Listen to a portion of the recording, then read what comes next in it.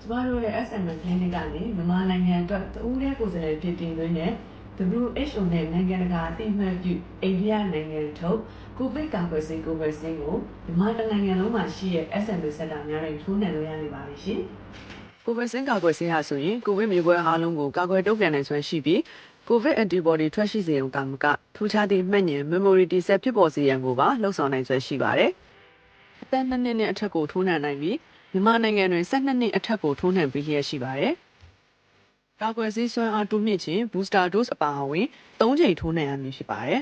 ။ရန်ကုန်မန္တလေးနှင့်မြန်မာတိုင်းနိုင်ငံလုံးရှိ SMS စင်တာများတွင်ထိုးနှံနိုင်ပါသည်။မြန်မာနိုင်ငံကျန်းမာရေးဝန်ကြီးဌာနမှတရားဝင်ထုတ်ပေးသော QR code ပါရှိတဲ့ certificate ကိုပါရရှိမှာဖြစ်ပါတယ်။ကိုဗစ်မျိုးကွဲများအားလုံးကိုတွန်းလှန်နိုင်ဖို့ SMS ရဲ့ကိုဗစ်ဆင်းကာကွယ်ဆေးကိုထိုးကြစို့။ တော်သေးတာပေါ့ဗျာ SMA တရားဝင်ထိုးနှံပေးတဲ့ကိုဗစ်ဆင်းကာကွယ်ဆေးကျေးဇူးကြောင့်အရင်လိုတို့မဝေးတော့